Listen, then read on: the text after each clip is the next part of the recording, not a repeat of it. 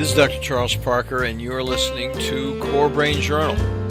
It's a place where I connect both fresh discoveries and interesting different perspectives from advanced mind science with the realities of real people and everyday life down on Main Street. Well, welcome, folks. Here we are one more time. Dr. Charles Parker here at Core Brain Journal. And we have a different wrinkle today. We're going to be talking with an individual who he calls himself the confidence master. And think of how many people out there have had little holes in their confidence along life's way. And this gentleman, Todd Thomas, works with people who are very, very successful in their careers, in their lives. They're professionals. He works with sports. He works with executives, people who really on one level shouldn't have a hole in their confidence, but he helps them with what they need to do next. And we'll do a formal introduction in a second. Todd, thanks so much for joining us. We look forward to hearing from you. Thank you very much. I'm really excited to be here with you. Gonna be fun. So Todd, I'm just going to do a little reading here to talk about it. And before we even do that, I just recalled I've got to do my little pre-roll here. And that is, we're going to have a quick word from our sponsors, and then we'll go from there. So many of you CBJ listeners know that we love the reality of hard biomedical data here at CBJ. And our partners, Direct Health Access Laboratory, has over 3 million biomedical studies.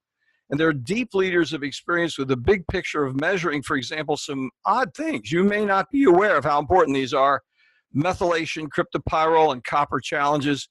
If you're puzzled about it, go to CBJ/115 and listen to Dr. Bill Walsh talk about the relevance of methylation in brain science. And these guys are some of the thought leaders, laboratory leaders in the country. They do a great job. They can get you results in Fargo if you want to. So go to DHALab.com/core and they'll tell you more about it. Then we also have a second set of sponsors, and that is the nonprofit Barry Robinson Center, a residential care treatment facility, extended care. I don't know if I like the word residential or extended care treatment center in Norfolk, Virginia, for children and adolescents who so frequently today here in the good old USA are doing 5 to 10 day hospitalizations, get a bunch of meds thrown at them, and come out. Yeah, they're a little bit better, but they didn't really integrate what they needed to do. And really, they specialize in treatment failure, and they're available globally. They're TRICARE friendly. And what happens is they have an interpersonal, the word I like this word, coalescent. They pull things together. Some people call it sort of, I think the word really is comprehensive. I don't want to bring in synonyms. I think the word is comprehensive because they have biomedical testing. They're doing much more of a workup rather than just simply throwing meds at them. And you can check them out at barryrobinson.org/core, C-O-R-E. So with that, now I'm going to come in and introduce Todd. Todd is, as I said, the confidence master. He's been coaching and training high-performance individuals for over 15 years. Through his extensive experience, he's created proven and unique systems that include key mental methods and innovative technology, if I can read it right, innovative techniques that have helped scores of individuals and groups reach levels of performance and mental toughness they never thought possible. And he's going to be talking about athletes. So if you're talking about mental toughness, they're dealing with pain and aggravation every single day. He's an author, an award-winning speaker, mental performance coach. Todd shares his high level of strategies and expertise with business organizations, athletes, associations, and individuals so they can achieve a life-changing personal performance breakthrough. With years of intensive study in the science and mechanics of personal achievement, he's mastered the ability to help anyone stretch the limits of their full and true potential. He lives down in Dallas-Fort Worth. He's coming to us from Dallas. He has a wife and 4 kids, and he is spreading a message that we all need to hear, a message not only of encouragement, friends, but how to get it together. A big, big message. So thanks, Todd. Tell us a little more about how you came to be a performance coach. We have a lot of coaches that listen to our program, and they would be interested in how you personally took it down this level to actually identify these techniques, and then what stimulated you to move forward with actually teaching. Well, back in the early and mid '80s, I played sports. I played sports all growing up, and I was an athlete. I played independent league baseball. That's what we called it back then, back in the mid '80s, for a very, very small sum of money. Very, very small. Popcorn. Yeah, I mean, you had to have a full-time job outside of this. And what I discovered was, obviously I had a little bit of something, but I tell people, I wasn't really that great. I was okay. But what I discovered was that I was really good at coaching and helping my teammates in figuring out what they were doing with their technique and the way they were thinking, the way they were approaching. And I really latched onto that and was very good at it. I kind of got away from it for a while because, life took me a different direction, and I was doing some things in the radio business for a while. And then I met my wife, and I got married, and we started having children, and we had boys, and they were athletically inclined. And so I started putting them in sports and in baseball, especially in particular. So now here I am again, starting from the beginning. Now I'm teaching and coaching again and again, and before you know it, I've got players coming to me, parents. They want me to coach a team. They want me to coach them individually, and I did it for free for quite some time. For quite a while, I just did it. After a while, I said, I'm going to start charging for this. Basic.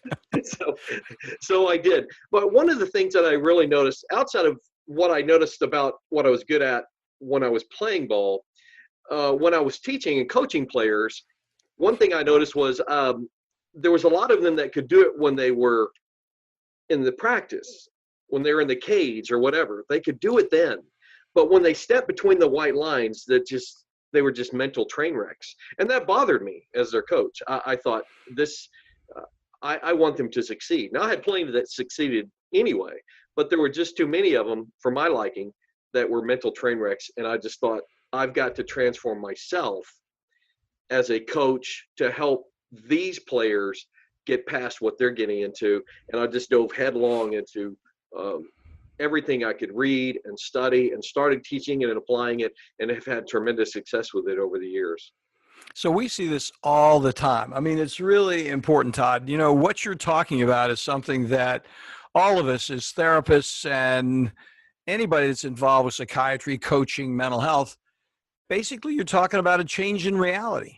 We go from one reality that has a limited number of variables, and then you go out into another reality that has all the eyes on you. You go from singular to group, and just that additional level of variables can throw you into a complete brain spaghetti situation. And somewhere in there, you pulled something out. So how did you actually come to some of these answers that began to work for you? Well, some of it was trial and error, Yeah. Trying different techniques and different things. And I'm a voracious reader, Chuck. I read you'd see my desk here, books everywhere, and in my closet. I'm a voracious reader. So I'm constantly looking for different things. And I'm all about everything I teach. I tell players, look, I'm all about workability. If it's working, go with it. If it's not, let's try something else. Mm-hmm. And if somebody's doing something else that I wouldn't necessarily teach or agree with, but it's working, I say, hey, keep doing it. So it's all about workability, but it's a lot of trial and error. Again, a lot of study and reading, and then coming upon things like teaching players how to hum their mechanics, their physical mechanics of whatever their skill they're working on, to get them to get out of their head and let their natural ability take over. That's been one of the most successful things I've done over the years. And, interesting phrase. Let me interrupt you on that. That was an interesting phrase. Hum their mechanics. I'm sure some people would love, and myself included, would love to know how a person can hum their mechanics. What were you talking about when you said that? Okay. And when I'll tell them, I'll often ask them, hey, can you sing? Are you a good singer? And many of them will say, no, I'm not. And I'll say, that's all right. I'm not that good a singer either, but you don't need to be. It's just 3 notes, essentially, depending on what the technique is. But usually I've worked with a lot of baseball and softball players, so it definitely related to them and their swing, and it was da, da, da.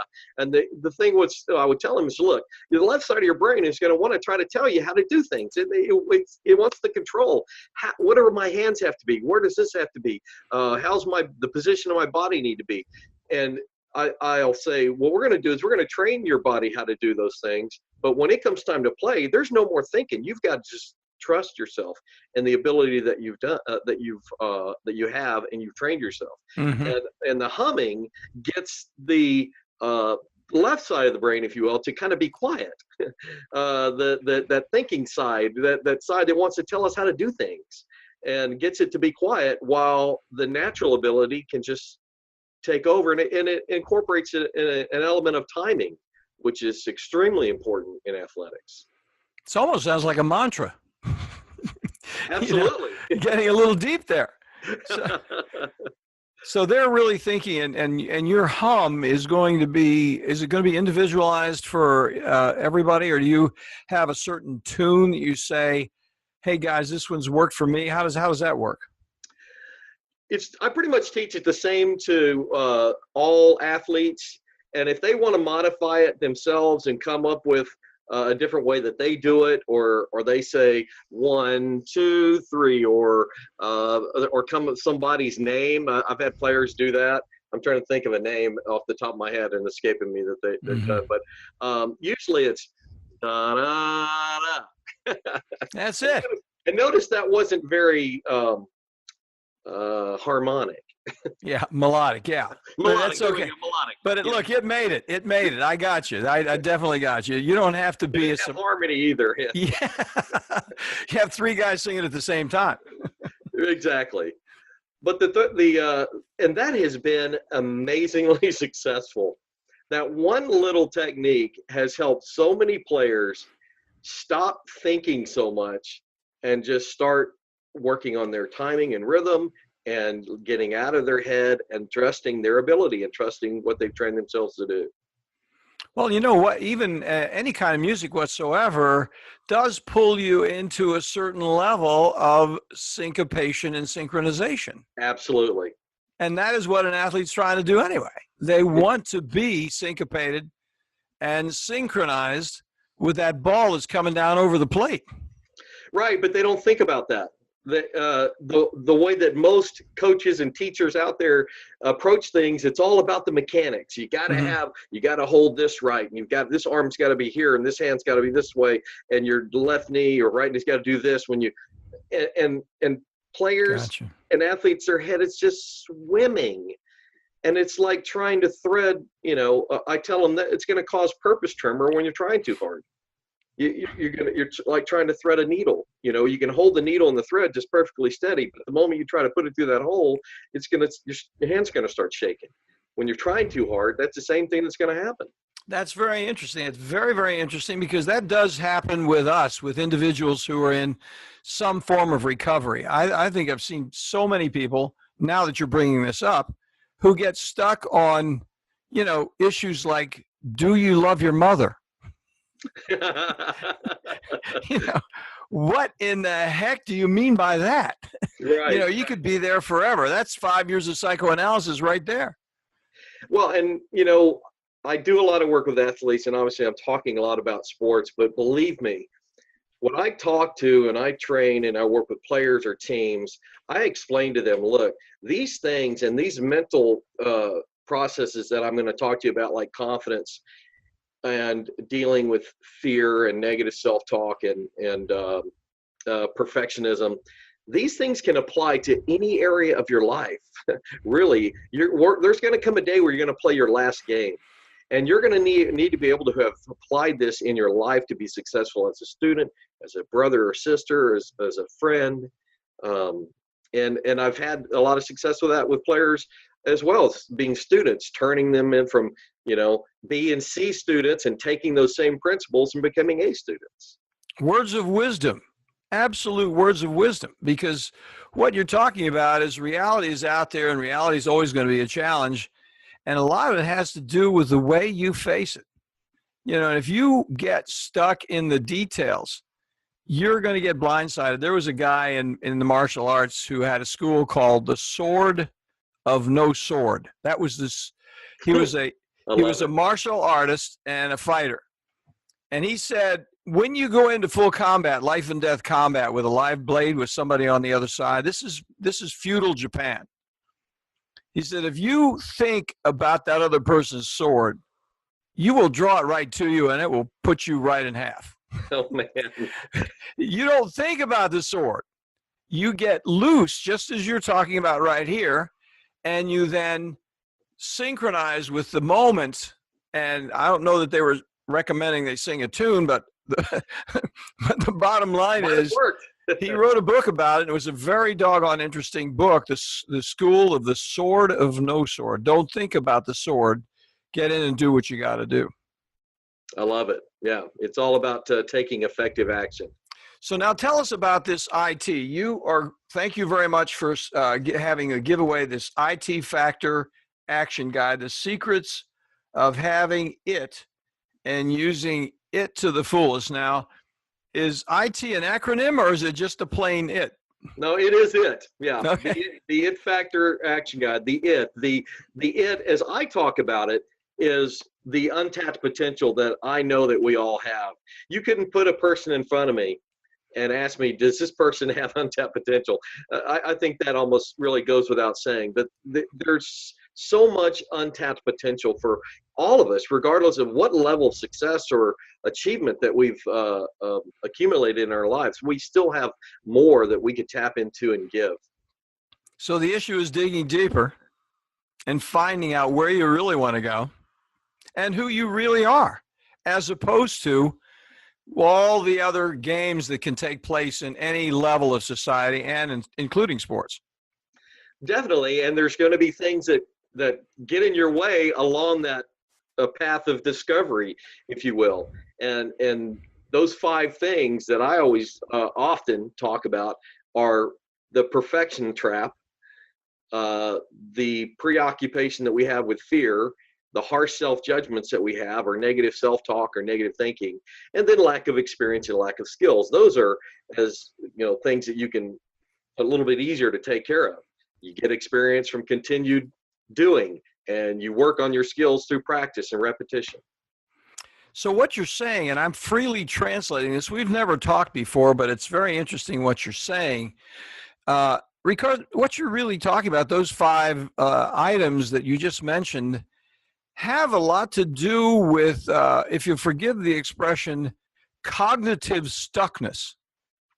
Because I love it. Because you're really stuck on thinking and you're not free to not think. You're actually teaching people how to not think and do. And that it that's within them is their real self, who they actually are, what their mission is. It's funny when I talk to people, Todd, and you've obviously got a brand here because you have your act together in talking to me. There's no question about it. But we have had some guests in here that are like, I just want to talk to you, but I'm really not sure what I want to talk about. I mean, I've written a book, but right. I'm not really clear. They don't have their minds wrapped around what their message actually is, who they are. They want to talk about this could happen in this situation, that could happen in that. And they're really kind of still in their head instead of, look, this is who I am. This is what I represent. This is the change I want to make in this lifetime.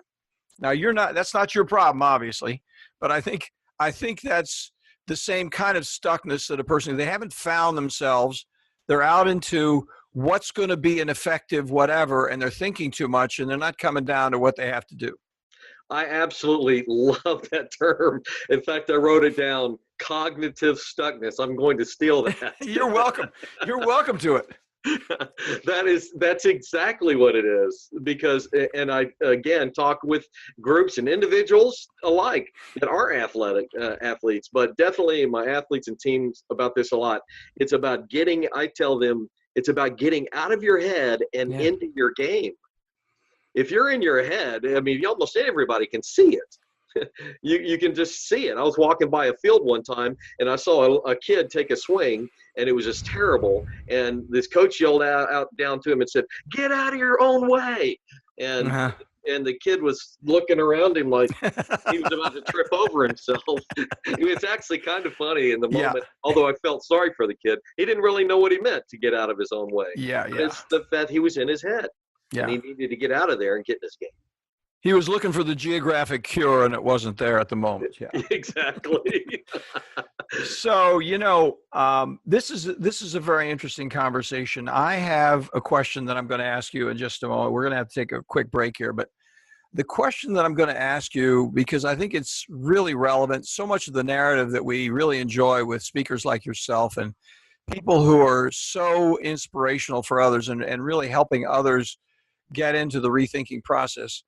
If we can personalize where you've stumbled on the way, where you were doing this well, you thought, and this thing happened to me, and it was a transformational moment for me. I realized that I had to do this somewhat differently. So I'm telling you now about that question because I want you to think about it a little bit and then come back, because that's really there. You have a message already, but if we personalize it a little more, it'll be most appreciated. So with that, we'll come back in just a moment.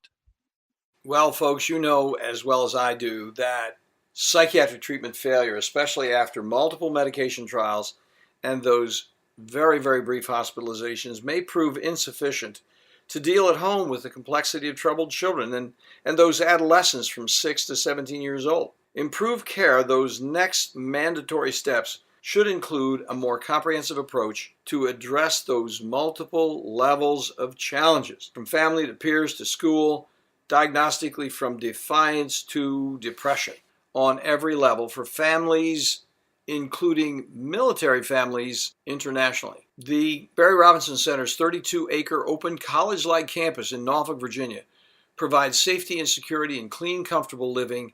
How do we know? We refer folks over there all the time, strongly endorse what they're doing. So for further information, an informed interview, connect at this page, barryrobinson.org/core. Well, you folks already know that here at Core Brain Journal, we're on a mission to introduce you to resources that make significant contributions to the investigation of those predictable mind science applications. Our colleagues at DHA Lab Group provide a real difference with treatment options for people at every level, from first awareness of mind problems to those frustrating times when even well-informed treatment becomes surprisingly unpredictable. For my entire professional life, from psychoanalysis to brain scans, I've searched for, improved predictability.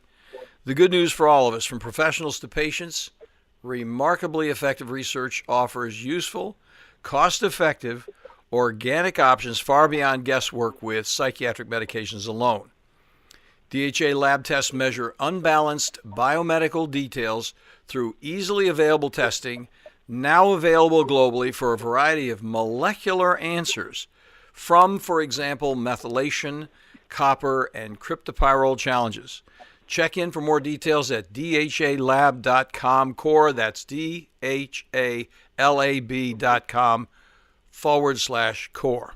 Well, Todd, we're back. I can't tell you how much I enjoy this conversation because it's interesting. You're not a mental health professional in the sense of that's how you make your living through mental health practice through insurances or whatever, but you are really talking about mental health principles in a very street smart, streetwise way. I mean, this is absolutely essential material. Now, having said that, let's talk about where you yourself have learned and redefined yourself, even though you had these insights, even though you were doing well with it, where you made an application of some of these thoughts and you said, hey, that's not quite sufficient. I need to do that differently. Could you give us an example of something like that? Well, and I touched on it just briefly a little bit earlier when I talked about how I noticed that I was to a lot of the players that I was working with, I would call them batting cage all-stars. And I knew something had to change. And because there was too many of them that couldn't do it when they stepped between the white lines. And again, that bothered me as their coach. I want them to succeed to the highest level of their potential that they have. And I often tell them, by the way, I don't get potential. I just, that you're created with that. I just try to help you reach it. But well said. Thank you. And I was inspired by one of the players that I worked with recently, actually, that came to me, and his father called me, and he was very distraught. He was distraught because his son had been a star player all of his life, and he was at a point where he was ready to quit, throw in the towel. I can't do this anymore. The last season in the summer was just terrible for him. He just was so down on himself, and he was ready to quit.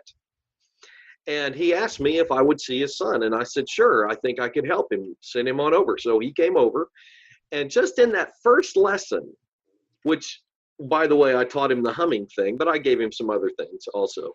I saw the light start to come back on in this kid.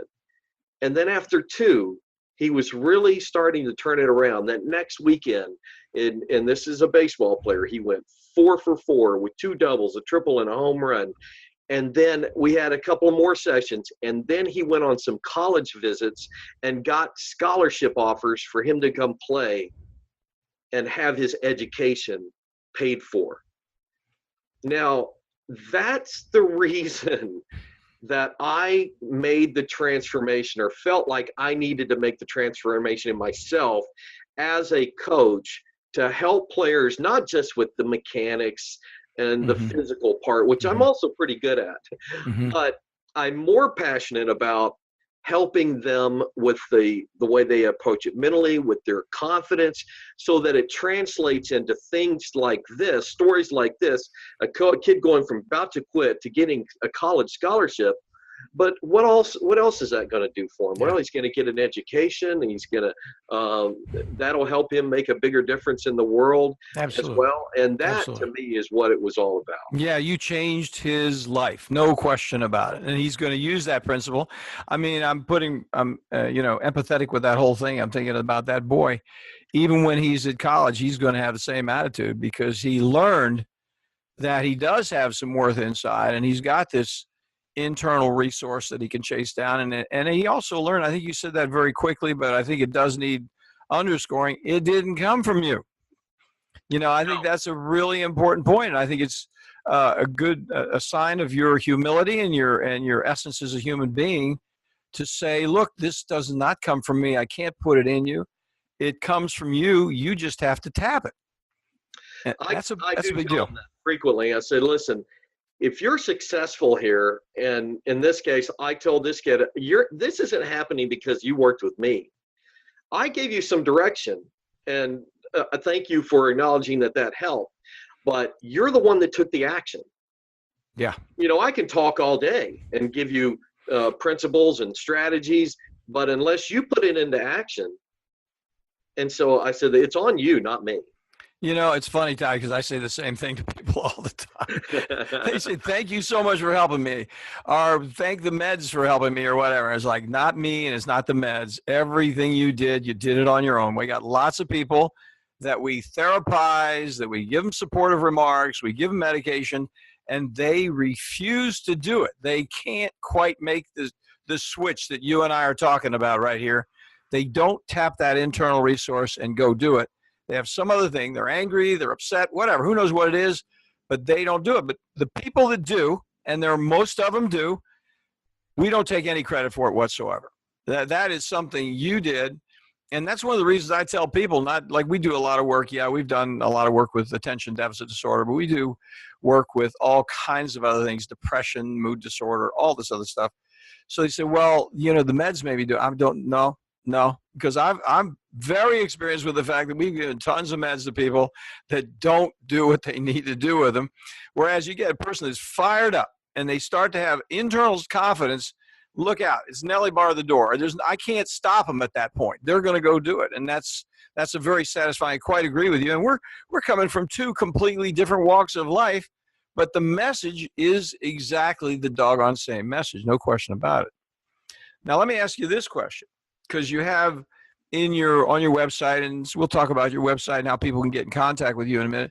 Tell us a little bit about your experience in speaking to, as a leadership trainer, to larger audiences, and how you break that down in even maybe a dinner meeting or a keynote speech, so that they can begin to conceptualize what they do. I don't expect you to wrap up an hour speech in 10 minutes here, but give us a little bit of an idea of how you do that with a larger audience, because frankly, I'm curious about it. I think it's a big challenge to say some of the things you're saying in effective ways to a larger audience to get the job done. It definitely is. It's much easier to break it down to one-on-one. And what I try to do when I'm speaking to larger audiences is see if I can relate to them through the stories like the one I told you about, that particular player, and other stories that I tell that will have some of them come to me individually, because I know, as much as I also try to entertain them in the process as well, and I'm usually do a fair job at that, that there are going to be many of them that think, oh, that's kind of cool, and they're going to get up and they're going to walk out the door. My goal getting in there is that I will touch a nerve with certain ones in the audience that will end up coming to me or reach out to me, and let's have a dialogue and a conversation about this to see how I may assist you in some way, or maybe I can learn from you to help break this down and apply it to what you're doing professionally. So how deep do you get into it? Do you ever talk about, now this is I'm putting on my psychiatric hat for a minute, forgive me. Okay. And I'm not putting you on the spot. I'm just asking, because my years of professional training and so on, I'm going to have a curiosity come up, and I'm going to start to think, well, is there something in the way you were parented? Is there something to do with your parents' divorce? Is there, you got spanked too much as a child? And those kinds of things do come up. For me, I'm wondering if they come up. Do you try to find a moment where there was perhaps a traumatic event where they changed, or do you let all that lie and really coach them on just don't get into that stuff, just stay with this new thinking process? I think a little bit more of the latter, really. Yeah. I try to touch the nerve with a story or two, but then try to get them not to focus on the pain of the struggles that they've had, but to get out of their, to kind of go back to my the mantra of you, to kind of get out of your head and get into your life. Yeah. And put it behind you. Yeah. Yeah, because you don't want. Yeah, I mean, I think that's one of the. Sure, go ahead. Keep taking meaningful, effective action. See, that is the issue. I mean, that's what you have in the title of your book, your paper. There is really, how do you take it and do something with it? Well, and it's important to know, and I took this out of my wallet. This is I have in my wallet a index card that has my top 6 values written down on it, and I take it out from time to time and I look at it so that I know what my top values are, like connecting with people and encouragement and inspiring and being grateful, and contributing, and knowing that I want to do those things, and I express that to the people and the players and that I coach. You know what your top values are, so that you can live by those in any moment, and you can catch yourself when you're caught in what was in the past, and get back right in line with your values again. You can do it at any moment. Now, I'm going to use another word that we use frequently here, and this is not attempting to be pretentious in any way, but I mean, that's a transcendent moment right there. What you're doing is you're taking yourself on a completely different order of things into the larger order that we were talking about a moment ago. Branding is kind of a marketing way to think about it, but you're taking yourself into a packaging that has to do with values regarding your relationship with a larger order, with your contribution to humankind in this lifetime of yours. What are you going to do with yourself on the larger level? And that actually that shrinks all this other stuff right down to nothing. If you're really thinking on the larger order, then go strike out. It doesn't make any difference. You're going to go back there and you're going to play that game right down to where your nose is in the concrete. You're going to do it, and you're not going to worry about it, because you're not going to sit around and think about what, because you're stuck on a larger, more transcendent. You're not stuck on it, but you're practicing a larger, more transcendent perspective in the way you manage your life. Yeah. Why are you playing? Why are you taking this action in your life? Is it because you want to accumulate all these personal goals that you may or may not get? Or do you want the experience of the being involved in a team and helping your teammates, the thrill of victory, and even the agony of defeat, and experiencing the full life of emotions in sport or life? Sounds absolutely terrific. I completely agree with you. So the issue then is, so what you do is, if you do a presentation to a larger group like that, then do they then break it down in some other way after, like a keynote presentation? Say you've got 100 people in the room. Do you have a follow-up on that, or how do you actually structure the follow-up process when you do that? Well, I usually have first off, almost all the time, I have some sort of handout. Now, when it's a large audience, like when I spoke before the Louisiana high school baseball coaches, I mean, this was a huge room. I wasn't going to hand out to everybody there. But I did have a place where they could come and get different methodology type instruction and stuff from me. Where we could discuss I usually almost always get back to those 5 things that I talked about earlier, and really the 3: the perfectionism, the fear, and the harsh self-judgments.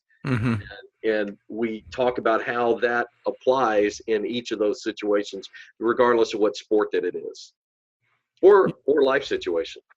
You know, Todd, I've had so much fun talking to people down in Louisiana. I mean, you're from Texas. I love the Texas people too. I mean, we had a great, did a really fun presentation with some docs down in Brownsville a long time ago, and wow, and Waco, done presentations in Waco and Houston.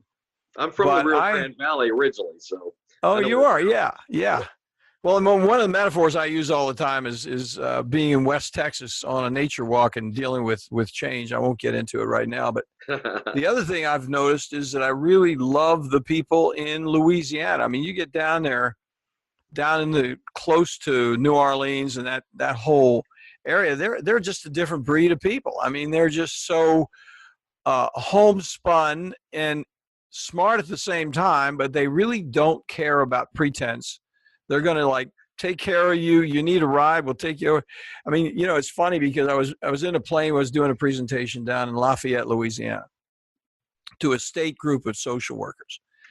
And the guy in the plane next to me, we didn't talk the whole way. I'm just thinking about stuff. Maybe I was on my computer. I can't remember. It's a long time ago. And he said, and they said, okay, we're going to be landing in just a few minutes. He says, say we're going to be landing in a few minutes. Do you have a ride? You look like you're from out of town. and you know, he's, by the time we're there, he's taking me down so I can, you know, hook up a ride with where I got to go for the presentation. I mean, just a very nice guy. You don't have that happen when you're driving into Philadelphia, I can tell you.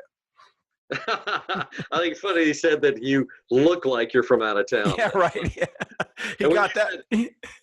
He got that right. Yeah. I was wondering, do I have a Texas accent? Yeah.